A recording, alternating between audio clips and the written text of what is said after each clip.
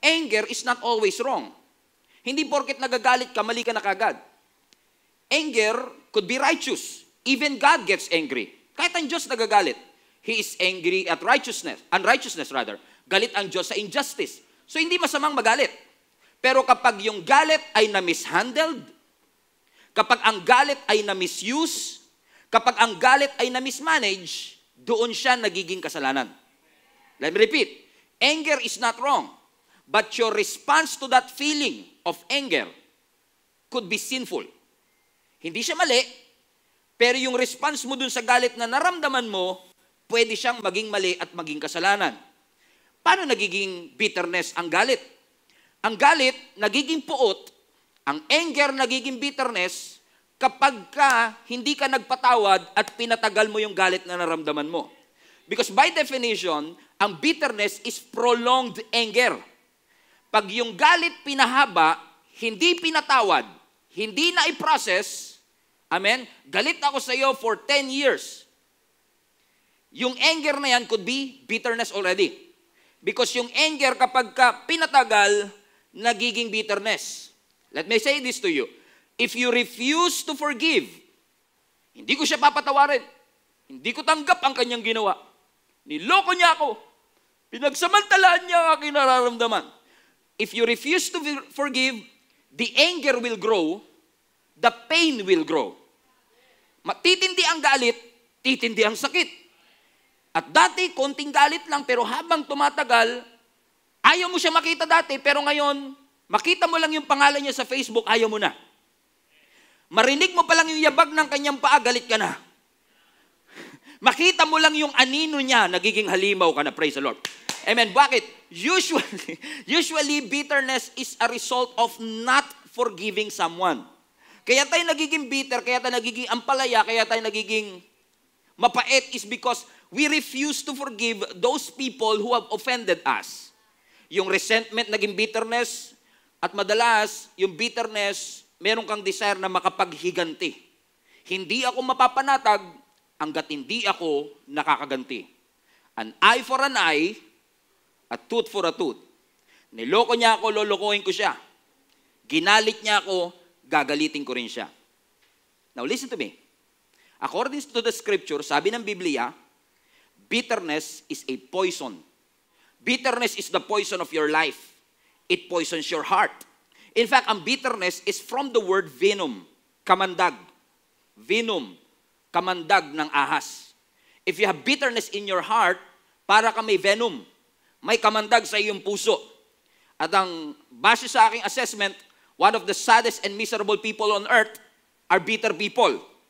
Kapag bitter, laging malungkot, laging miserable ang kanilang buhay. Hindi lang naapektuhan ng kanilang puso, even their physical bodies are affected by bitterness. Ang sabi mismo ng science, mga kapatid, ang bitterness could be a seed, ugat ng maraming sakit sa ating katawan. It could be a seed of mental and emotional instability. Yung parang ang buhay mo parang brewed coffee. Ang pait. Kaya nga sabi ng Hebrews chapter 12 verse 15, yung text na binasa natin, look after each other so that none of you fails to receive the grace of God. Everybody, read this with me. Watch out that no poisonous root of bitterness grows up to trouble you. Ano ang sinasabi ng scripture? Ang bitterness, lason. So bantayan mo na merong poisonous root of bitterness na tumutubo sa iyong puso. Because bitterness will poison your heart. It chokes your peace. It chokes your joy. Kaya posibleng wala kang peace of mind, peace of heart, wala kang joy from within, is because of the bitterness that is growing from the inside.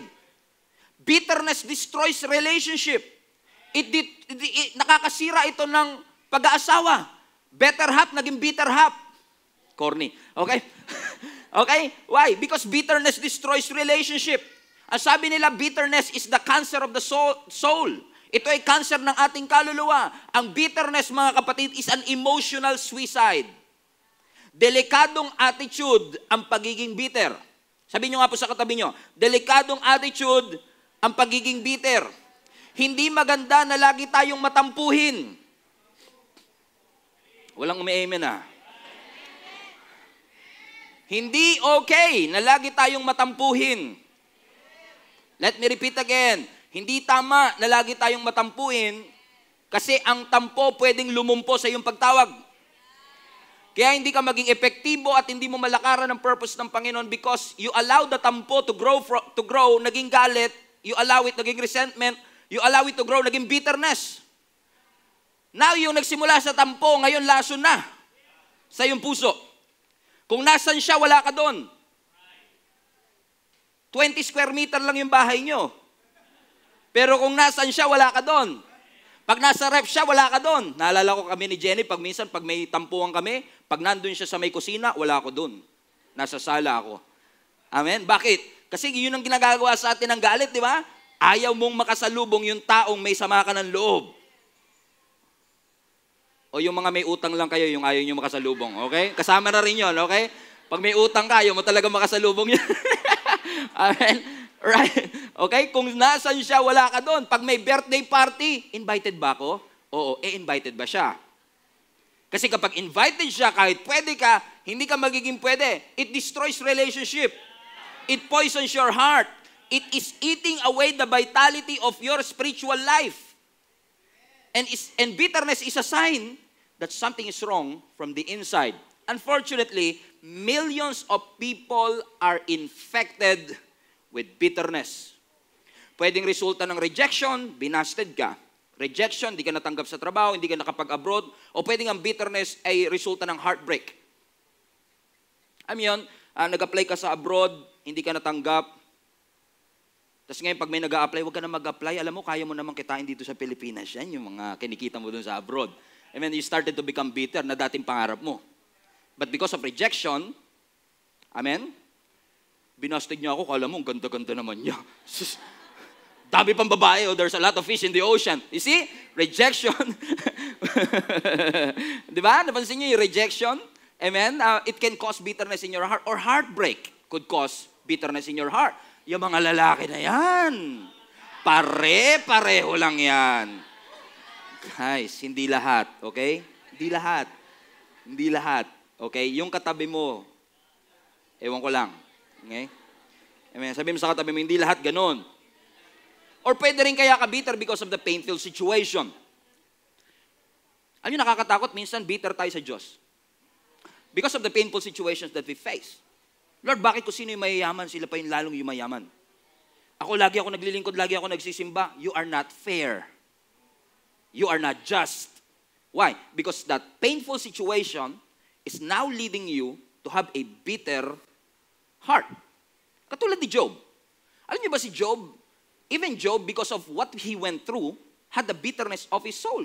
Job 7:11. Basahin natin yung 7:11. Gusto niyo yung trabaho sa 7-Eleven? Job 7:11. Okay, corny na naman. Okay, Job 7:11. Ang sabi ng scripture, therefore, I will not keep silent. Sabi ni Job, I will speak out in the anguish of my spirit. Everybody read. I will complain in the bitterness of my soul. Si Job mismo nagsabi nito, ha? Ang sinasabi ni Job, I will complain to the Lord through the bitterness of my soul. Dahil yung soul ko is so bitter, out of the abundance of my heart, the mouth will speak. Sinasabi mo yung laman ng iyong puso. Now, hindi ko masisisi si Job. Grabe naman kasi talaga nangyari sa kanya. 10 anak niya namatay, sabay-sabay. Yung lahat ng kanyang wealth na ubos, sabay-sabay. Now, you have to understand, si Job ang wealthiest man in the region. Number 1 sa Forbes magazine. And yet, all of a sudden, in one day, every property gone. In 1 week, namatay yung kanyang anak, nawalan siya ng ari-arian, nagkaroon pa siya ng incurable disease, cancer at that time, leper, ketong, skin disease.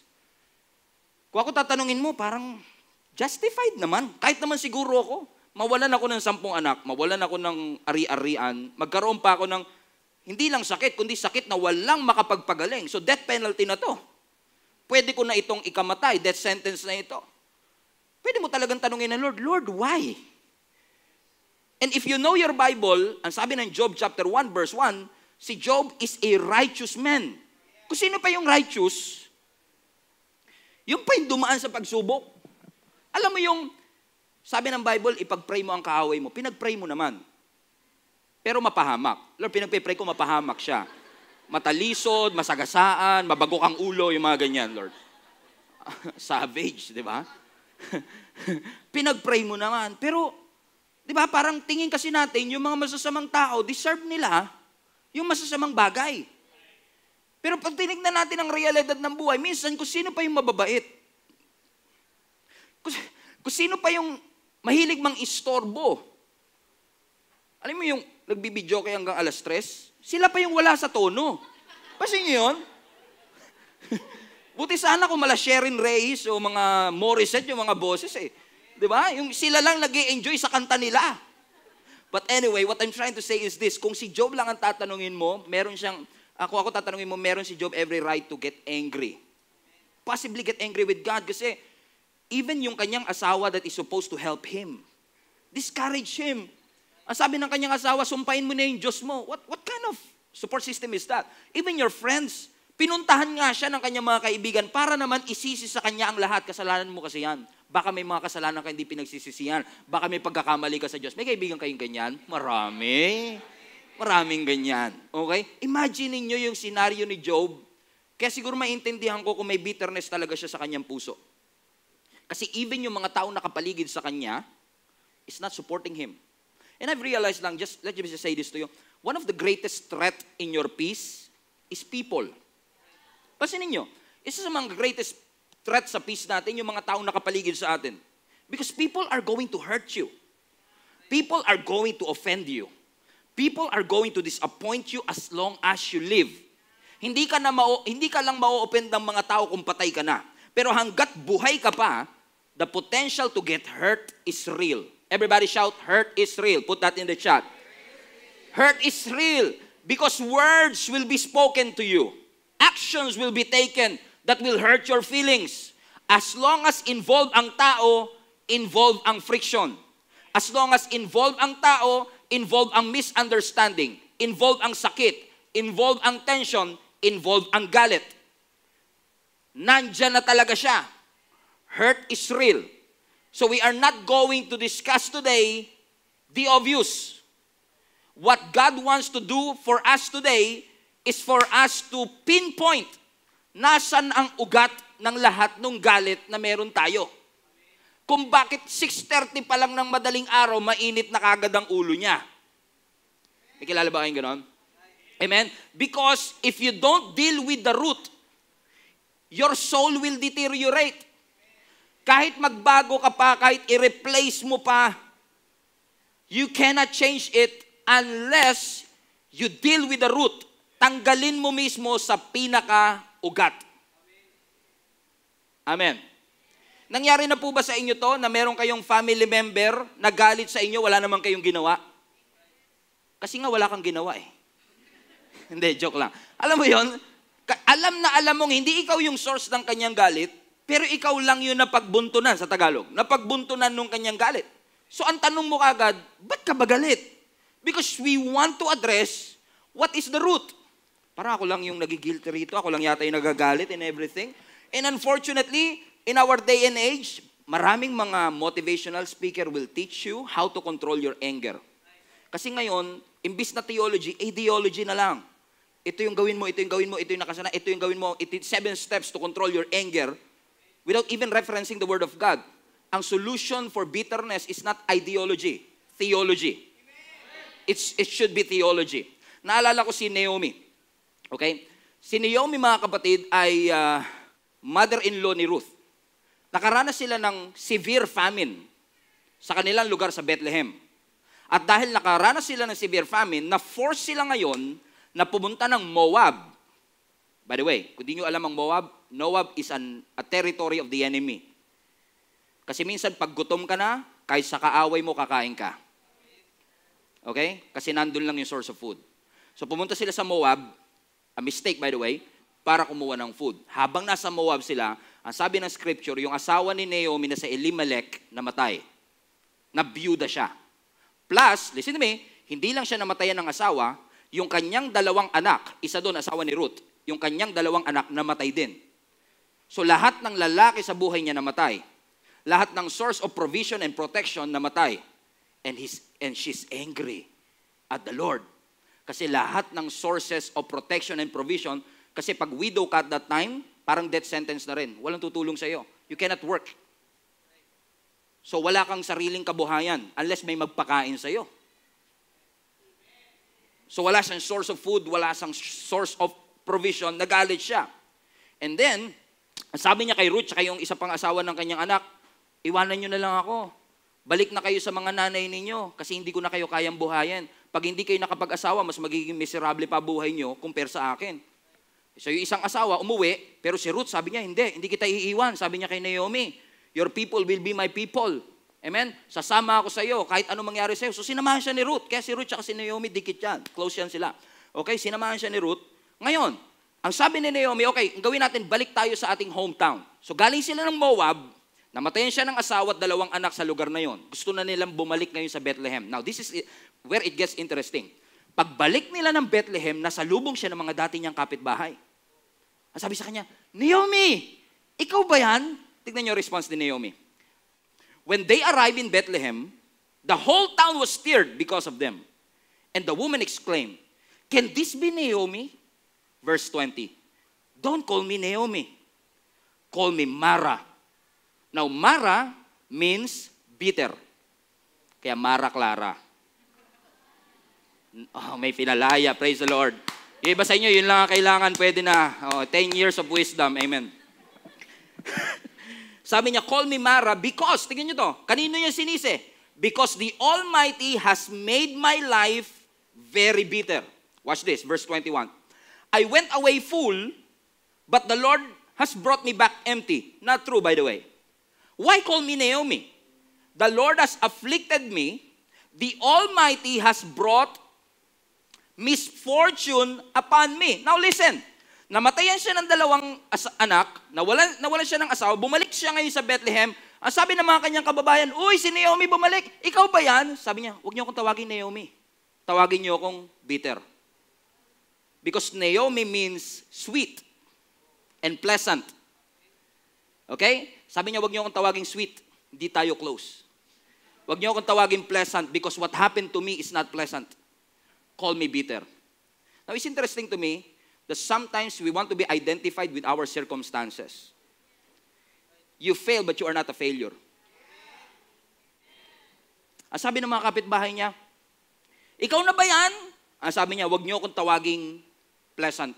Tawagin niyo akong bitter. Self-admission. Siya mismo ang tumawag ng bitter sa kanyang sarili. She was so angry with God and her situation na ayaw niya magpatawag ng Naomi. Ayaw niya magpatawag ng sweet.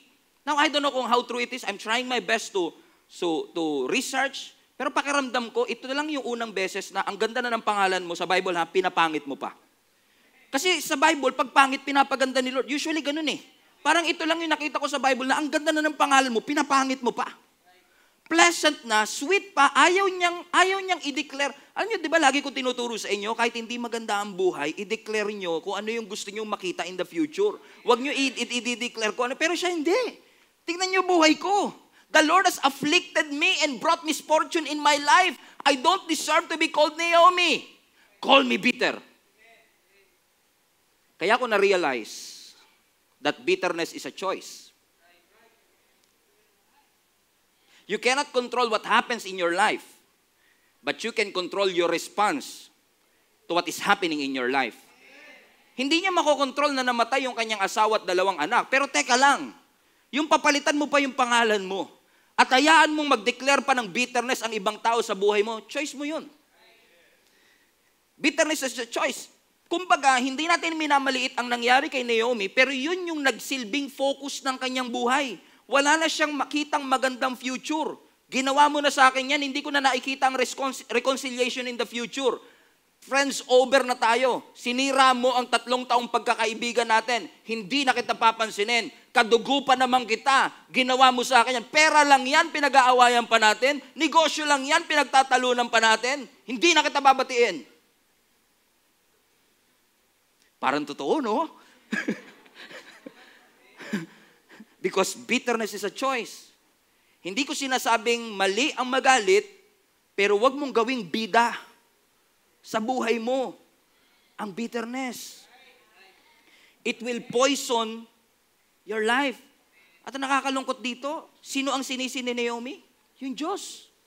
Si Lord ang may kagagawa nito. Si Lord ang may hatid nito. He brought misfortune in my life. Actually, pag pinag-aralan mo yung buong statement na yun, parang lumalabas na at least 4 times niyang sinisi ang Diyos. At least 4 times. Si Lord ang may kagagawa nito. Si Lord ang may gawa nito.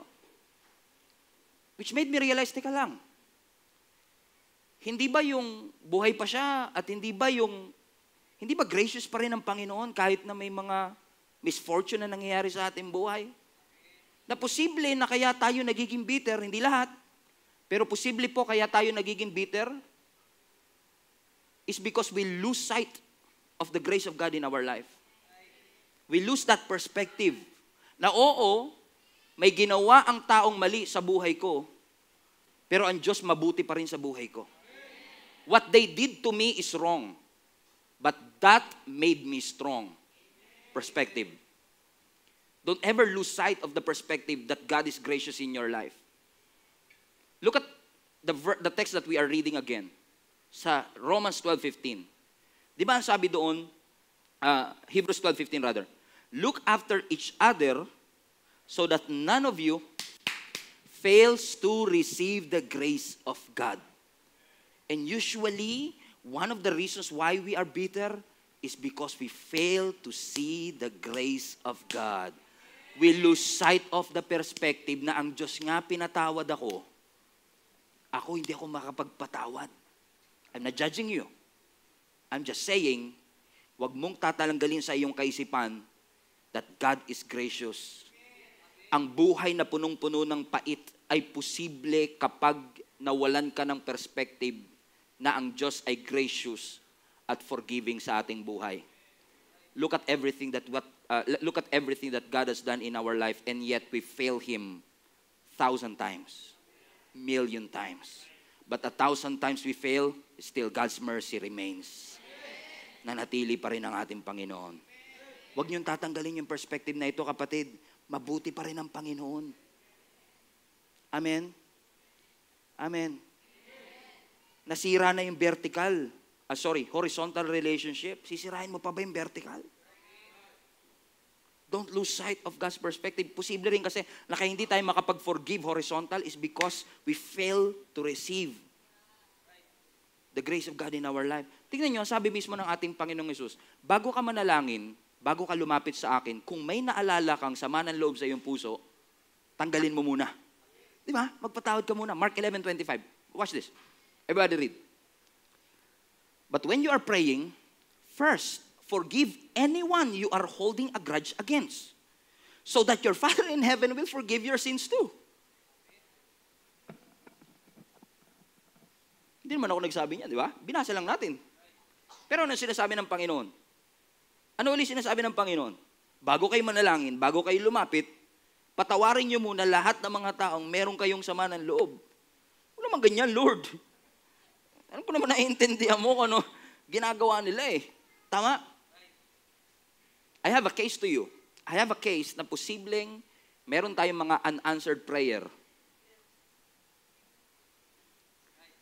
It's because of the unforgiveness in our heart.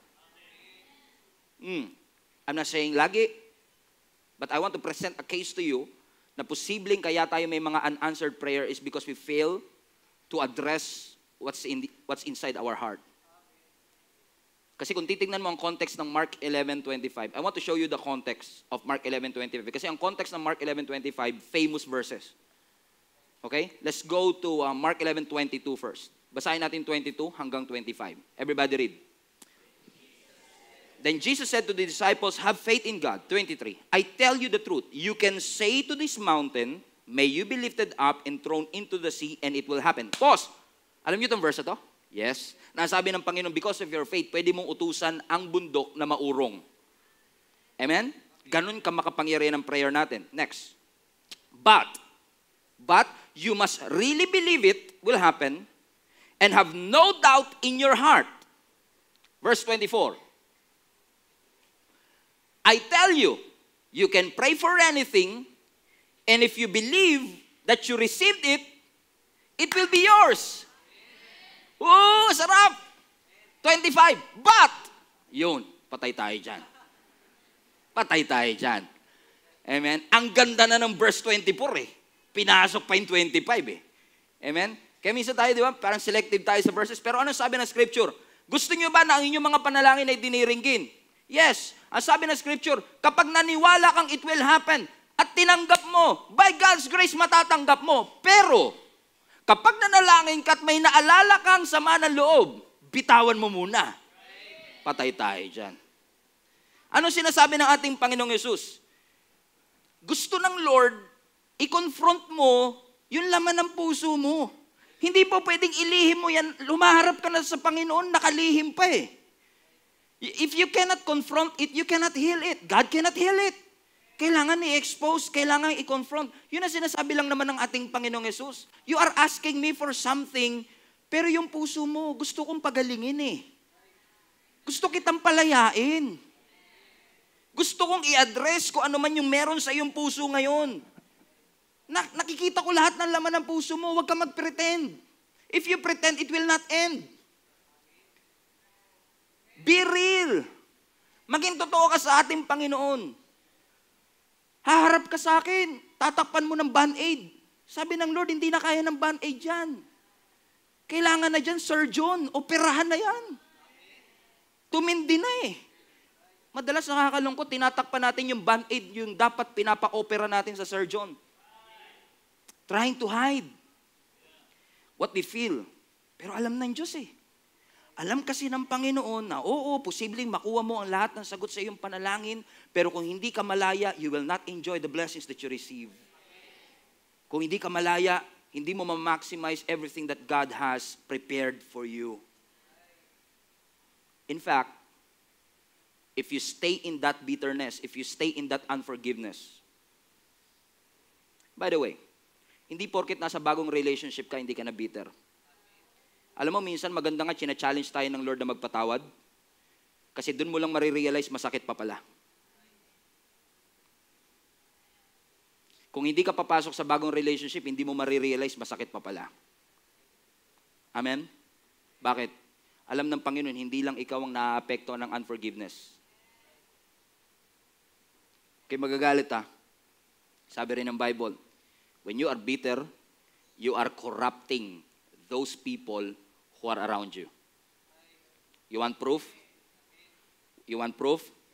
We just read it a couple of times already. Hebrews 12:15. Look after each other so that none of you fails to receive the grace of God. Watch out that no poisonous root of bitterness grows up to trouble you, corrupting many. Bitter people affect the people around them. Ang bitterness nag-a-appear as anger, nag-a-appear as slander, pinagchichismisan nyo, rage, irritability, obsessed to revenge, obsession for revenge, or obsessed to get even, pessimism, fault-finding.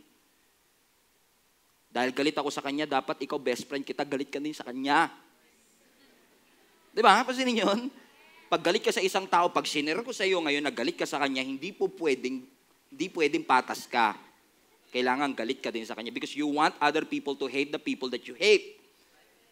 Napansin niyo ba yun sa bitterness? At pansinin niyo yung mga taong bitter, kahit anong kwentuhan niyo, kahit ang kwentuhan niyo tungkol sa solar system, mapupunta siya dun sa galit niya. Correct? Napansin niyo, ang galing niya mag-transition. Nagtaka, paano tayo napunta dito? Kanina, solar system pinag-uusapan natin. Kasi pangalan niya Mars. Si Mars pinautang mo. Okay. Nakuha mo pa yon? Galing mo. Because you are so hurt. You are so angry. Galit na galit ka talaga. Kaya na-realize ko, mga kapatid, listen to me. Ang bitter, bawal mag-Twitter. Kasi kapag ang bitter nag-Twitter, delikado. Pansin ko lang. Alam niyo, lalo ngayon, mga kapatid, hindi ko nag-iimbento ha. Ang Twitter ngayon is tagged right now as a platform of hate and rage. Unfortunately. Kaya yung mga bitter, huwag niyong paghahawakin ng social media. Kasi ang bitter, pagka nag-post sa social media, hindi lang yung post niya, binabantayan niya. Lahat ng mga nag-like, titignan niya lahat yon. Oy, agree sa akin yung kapitbahay ko, friends kami nito. Ay, yakap lang, galit tayo. Ay, pinusuan, best friend kita. Because You want the people that you hate will hate others as well. Let me just rephrase again. Buti na lang, sabi ng Lord, magpatawad tayo. Kasi minsan, pag hindi ka challenge ng Lord to forgive, hindi mo marirealize, masakit pa pala. Dinaan mo kasi sa pagiging defensive. Kasi ayaw mo i-address. Kaya dapat hindi tayo na masyadong defensive kasi pine-prevent natin yung sarili nating paggaling. God wants to address that. And I believe you are not here by accident. Gusto ng Lord talaga na pagalingin tayo.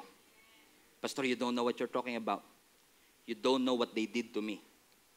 Grabe ang ginawa nila sa akin. I have every right to get angry.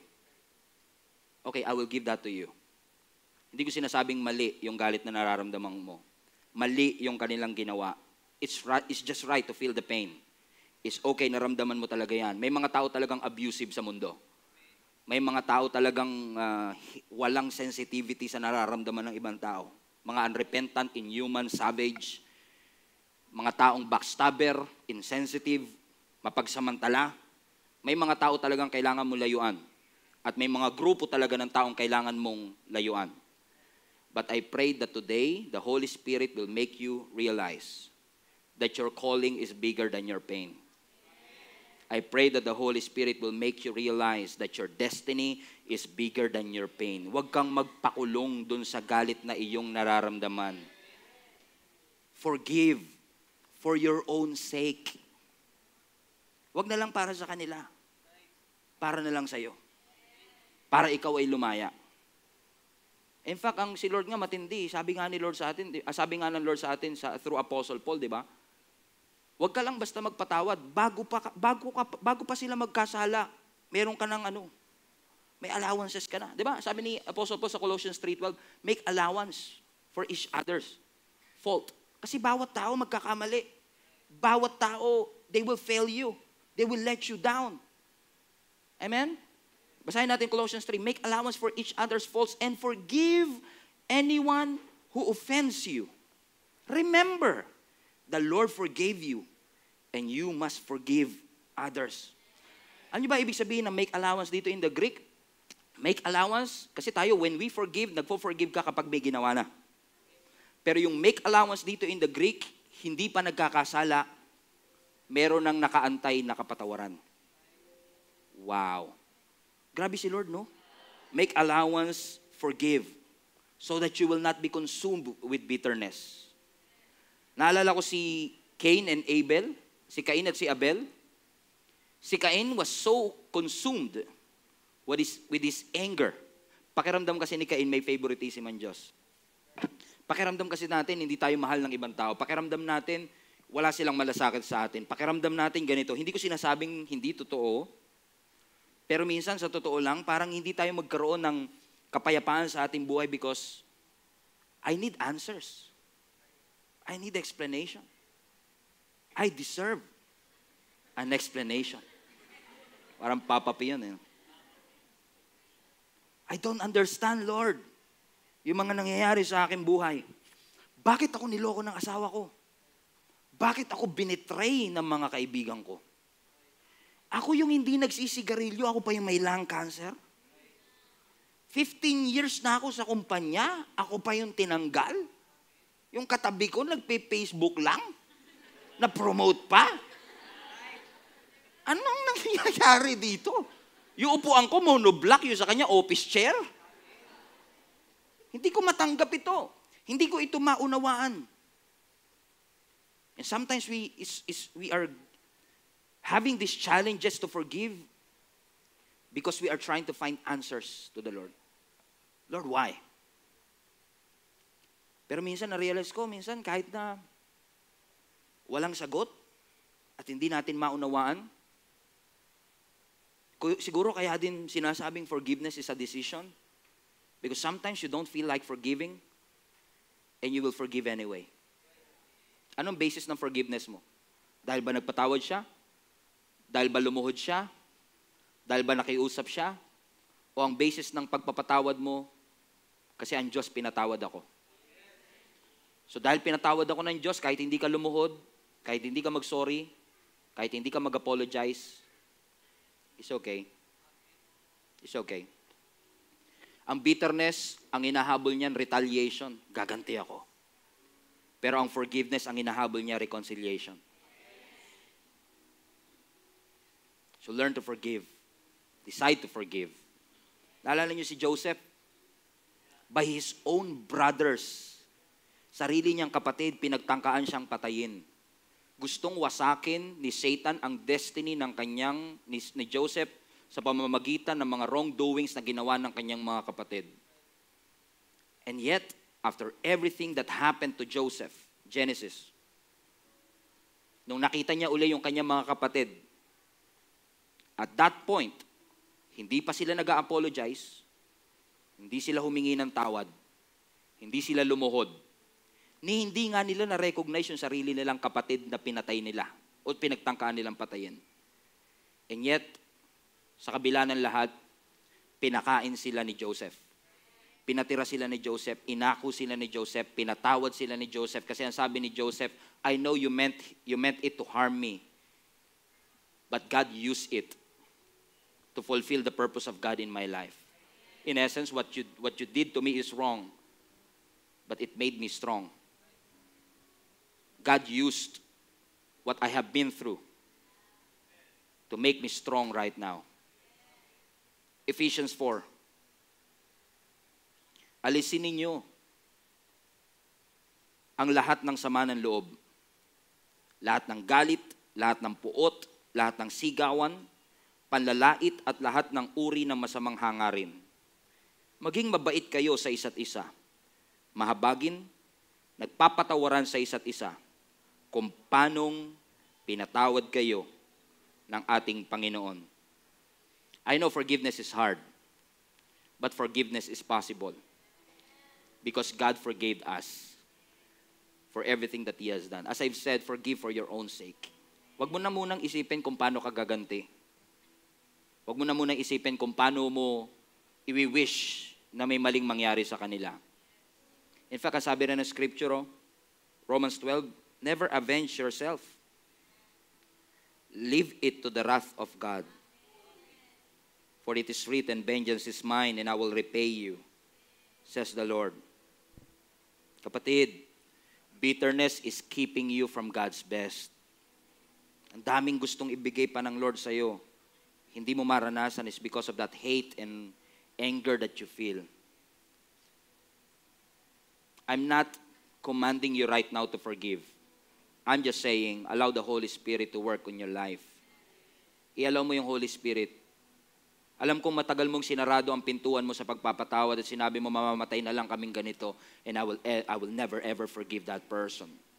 Mapapatawad ko lang siya kapag nakaganti ako. But give yourself a chance today. Just give yourself a chance to open up your heart and say, Holy Spirit, work through my life. Enable me to forgive. Enable me to be free. Every head bow, every eye closed.